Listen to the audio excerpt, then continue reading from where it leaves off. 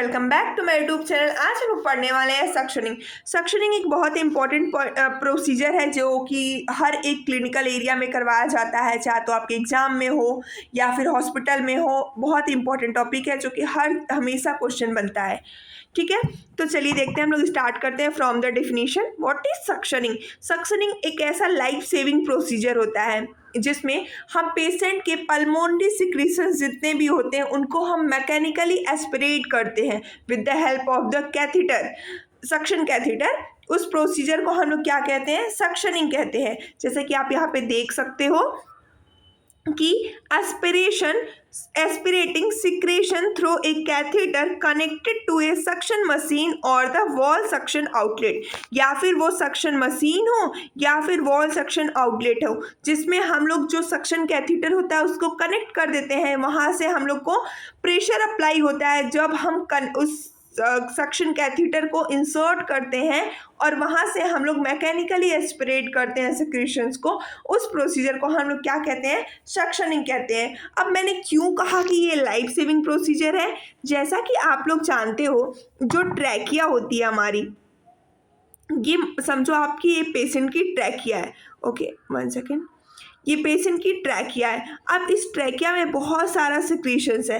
अब ये सिक्रीशंस इतना ज़्यादा हो गया है कि जो हम ऑक्सीजन हमको चाहिए एल्वुलाई में जाना चाहिए, जो ऑक्सीजन एल्वुलाई में जाना चाहिए वो ऑक्सीजन एल्वुलाई में तो पहुंच ही नहीं पा रहा है, जिसकी वजह से क्या हो जा रहा है? हाइपोक्सिया हो रहा है, जिसकी वजह से हाइपोक्सीमिया हो रहा है।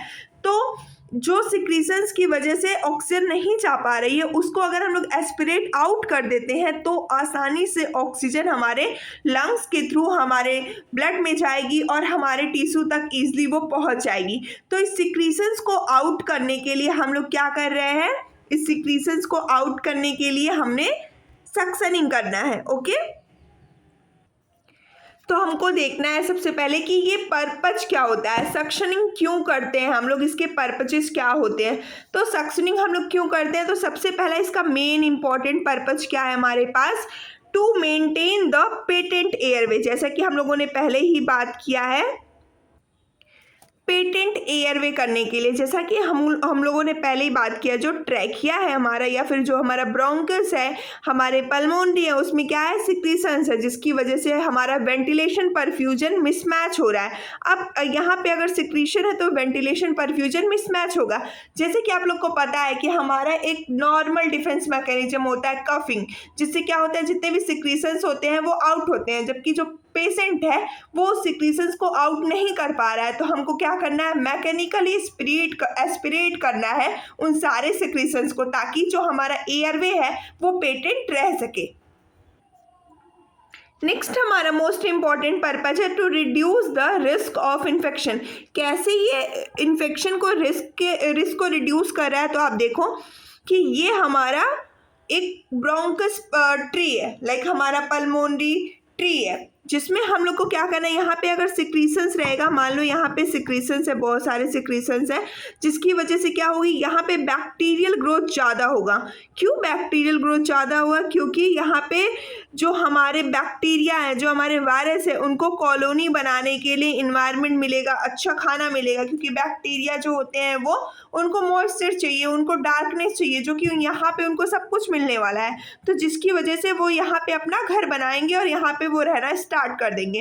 तो अगर हम लोग उसका एस्पिरेट करके बाहर कर देते हैं, एस्पिरेट करके इसको हम लोग बाहर कर देते हैं, तो जो रिस्क ऑफ इन्फेक्शन है वो हमारा डिक्रीज होना शुरू हो जाएगा। ठीक है, नेक्स्ट आता है इम्पॉर्टेंट हमारा purpose to prevent the risk of gastric content. जो गैस्ट्रिक कंटेंट के एस्पिरेशन के रिस्क को भी ये प्रिवेंट कर रहा है। ये सारे हमारे क्या हो गए? पर्पज हो गए। नेक्स्ट आता है हमारा इंडिकेशन। हम क्यों करते हैं, कब कब करते हैं, हम लोग को सक्शनिंग कब परफॉर्म करना चाहिए? तो मेनली इसके दो इंडिकेशन होते हैं। एक तो हमारा होता है थ्योरापेटिक इंडिकेशन और दूसरा होता है हमारा डायग्नोस्टिक इंडिकेशंस। ओके, पहला होता है थ्योरापेटिक और दूसरा होता है हमारा डायग्नोस्टिक एस्पिरेशन। तो थ्योरापेटिक इंडिकेशंस कौन कौन से होते हैं? इसको हम लोग सबसे पहले डिस्कस करेंगे कि थ्योरापेटिक इंडिकेशंस हमारे कौन कौन से होते हैं। तो सबसे पहले हम लोग देखते हैं कि कौन कौन से थेरेपेटिक इंडिकेशंस होते हैं। सबसे पहला होता है SpO2 डिक्रीज होना। जैसा कि हम लोग को पता है हमारी बॉडी में नॉर्मली अगर हम लोग थ्योरेटिकली बात करें तो 96 to 90% जो होता है वो SpO2 होता है, ठीक है। अगर 92 से कम होता है तो हम लोग ऑक्सीजन देते हैं पेशेंट को। वहीं अगर 92 से ज़्यादा 94 है 95 है तो हम लोग क्या करते हैं कि उसको पोजीशन प्रोवाइड करवाते हैं ताकि वो प्रॉपर ऑक्सीजन ले सके, ठीक है। इन दैट केस हमको पता चलता है कि कहीं भी कि ऑक्सीजन कम हो रहा है पेशेंट में, इट मीन्स की सिक्रीशंस हैं, सिक्रीशंस की वजह से क्या हो रहा है कि ऑक्सीजन नहीं जा पा रहा है। इन दैट केस हम लोग को क्या करना है, एस्पिरेट करना है सिक्रीशंस को, ठीक है।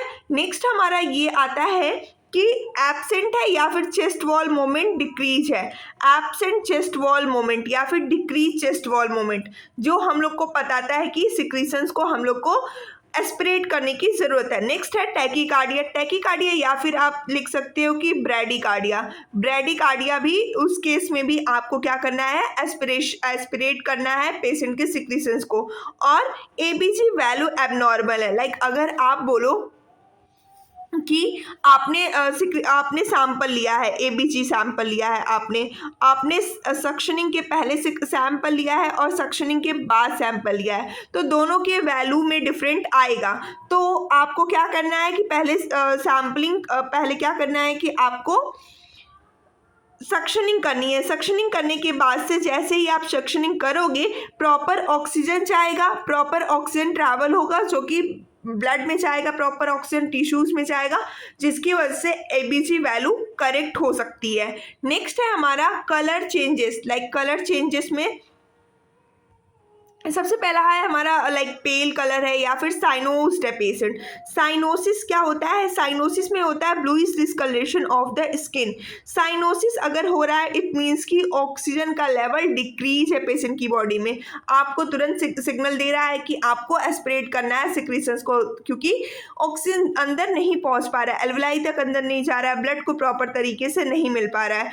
और कभी का आप देखते हो जो ईटीटी ट्यूब है, मतलब इंडोट्रैकियल ट्यूब है, वहीं पे आप विजुलाइज करते हो सिक्रीशंस को, वहां पे आप सिक्रीशंस देखते हो जो आपको बताता है कि सिक्रीशंस को आउट करना है, एस्पिरेट करने की जरूरत है। तो ये सारे क्या होते हैं, हमारे थेरेपेटिक इंडिकेशंस होते हैं टू परफॉर्म द सक्शनिंग। अब हम लोग पढ़ने वाले हैं साइट ऑफ द सक्शनिंग। कितने साइट्स होते हैं सक्शनिंग के, तो मेनली हमारे दो सक्शनिंग के साइट होते हैं। एक होता है हमारा अपर रेस्पिरेटरी ट्रैक का और दूसरा होता है हमारा लोअर रेस्पिरेटरी ट्रैक का, ठीक है। तो जो ओरोफेरेंजियल सक्शनिंग होता है और नेजोफेरेंजियल सक्शनिंग होता है वो हमारा क्या होता है, अपर रेस्पिरेटरी ट्रैक की सक्शनिंग होती है। और जो हमारा ईटी ट्यूब होता है, इंडोट्रैकियल ट्यूब होता है या फिर हमारा ट्रैकेस्टोमी ट्यूब सक्शनिंग होता है, उसको हम लोग बोलते हैं लोअर रेस्पिरेटरी सक्शनिंग, ठीक है। तो जो हमारा नेजोफेरेंजियल है और ओरोफेरेंजियल है, ये दोनों हमारे कौन से हो गए, अपर रेस्पिरेटरी ट्रैक की सक्शनिंग। और जो हमारे इंडोट्रैकियल है और ट्रैकेस्टोमी है, ये हमारा क्या हो गया, लोअर रेस्पिरेटरी सक्शनिंग, ठीक है। ये दोनों हमारे होते हैं sides of the suctioning. Main हमारा दो है, दो के अंदर नेजोफेरेंजियल है, ओरोफेरेंजियल है, और जो हमारा लोअर रेस्पिरेटरी है उसमें हमारा इंडोट्रैकियल है और ट्रैकेस्टोमी है। यहाँ पे आप देख सकते हो डिफरेंस क्या है दोनों में। नेजोफेरेंजियल जो है और ओरोफेरेंजियल जो है वो हमारे अपर रेस्पिरेटरी ट्रैक का है, और जो हमारा इंडोट्रैकियल है और ट्रैकेस्टोमी ट्यूब है, ये क्या करता है, remove the secretion from the trachea and the bronchi और द लोअर रेस्पिरेटरी ट्रैक। ये क्या करता है, लोअर रेस्पिरेटरी ट्रैक के सिक्रीशंस को आउट करता है, एस्पिरेट करता है, ठीक है। आई होप पॉइंट्स आपको क्लियर हो रहे होंगे। तो जब कभी भी हम लोग सक्शनिंग करते हैं, तो सक्शनिंग मान लीजिए हमने स्टार्ट किया है, तो हम लोग सबसे पहले कहाँ से सक्शनिंग स्टार्ट करते हैं, फ्रॉम द माउथ। माउथ से सक्शनिंग करते हैं, देन हम लोग सक्शनिंग करते हैं नोज की, ठीक है। How we can remember this कि पहले माउथ का करना है देन नोज का करना है, तो आप याद रखो एन जो होता है वो बाद में आता है, एम जो होता है वो पहले आता है, ठीक है। तो एम पहले आएगा, एन बाद में आएगा, तो माउथ पहले आएगा और नोज बाद में आएगा। इससे क्या होगा, it will prevent the risk of the aspiration. Like आपने माउथ का पहले कर लिया, अब यहाँ पे risk of the aspiration decrease हो जाता है, कम हो जाता है। नहीं तो सबसे पहले आप नोज का करोगे तो माउथ से एस्पिरेट कर सकता है पेशेंट, तो इसी को प्रिवेंट करने के लिए हमको क्या करना है, सबसे पहले माउथ का सिक्रीशन हम लोग को आउट करना है, देन हम लोग को नोज का सिक्रीशन आउट करना है। वहीं हम लोग साइज ऑफ कैथीटर की बात करें तो जो एडल्ट होता है, एडल्ट में मेनली हम लोग 12 to 18 फ्रेंच यूज़ करते हैं, and in the children 8 to 10 French, and in the infant 5 to 8 French हम लोग यूज़ करते हैं कैथीटर, साइज ऑफ कैथीटर जो होता है हमारा। ठीक है, मेनली यहाँ पे मैं एक और चीज़ डिस्कस करना चाहूँगी, सक्शन सिस्टम। जैसा कि सक्शन सिस्टम कितने टाइप्स के होते हैं, एक बार हम लोग डिस्कस कर लेते हैं सक्शन सिस्टम के कितने टाइप्स होते हैं। तो मेनली सक्शन सिस्टम के दो टाइप्स होते हैं, एक हमारा होता है ओपन और दूसरा होता है हमारा क्लोज्ड। ठीक है, अब ये ओपन क्या होता है, क्लोज क्या होता है। जो ओपन सिस्टम हमारा होता है वो स्टेराइल प्रोसीजर होता है, जिसमें हम लोग कॉमनली क्या करते हैं कि मैकेनिकल वेंटिलेशन से ईटी ट्यूब को डिस्कनेक्ट कर देते हैं, उसके बाद से हम लोग क्या करते हैं, सिक्रीशंस आउट कर लेते हैं। ठीक है, जबकि हमारा जो क्लोज सक्शन सिस्टम होता है, क्लोज सक्शन सिस्टम में हम लोग मैकेनिकल वेंटिलेटर को ईटी ट्यूब से डिस्कनेक्ट नहीं करते हैं। इसमें हम लोग क्या करते हैं, इन लाइन सक्शन का यूज़ करते हैं या फिर हम लोग क्लोज सक्शन कैथीटर का यूज़ करते हैं, जिसकी हेल्प से हम लोग सक्शनिंग करते हैं। ठीक है, ये हमारे दो सिस्टम होते हैं या फिर हम लोग कह सकते हैं कि दो टेक्निक्स होते हैं जिसको हम लोग यूज़ करते हैं। नेक्स्ट आपके ये सारे आर्टिकल्स होते हैं जो कि सक्शनिंग के लिए होते हैं, या फिर आप ये देख सकते हो ये पोर्टेबल सक्शनिंग होता है। आप अगर वॉल माउंटेड सक्शन नहीं है तो फिर आप पोर्टेबल सक्शनिंग का यूज़ कर सकते हो। पोर्टेबल सक्शनिंग का यूज़ करके आप क्या कर सकते हो कि इस वॉल पोर्टेबल सक्शनिंग के इधर उधर आप इसको ले जा सकते हैं, ये पोर्टेबल है। और दूसरा है wall mounted wall suction unit, ये हर जगह हर हॉस्पिटल में अवेलेबल होता है। अगर हम नॉर्मल प्रेशर की बात करें कि जब हम लोग सक्शनिंग कर रहे होते हैं तो सिक्रीशंस को एस्पिरेट करने के लिए कितना प्रेशर की ज़रूरत होती है। तो अगर आप एडल्ट की बात करो, तो अगर हम लोग एडल्ट की बात करते हैं तो ये कितना होता है, वॉल यूनिट में 100 to 120 mmHg होता है।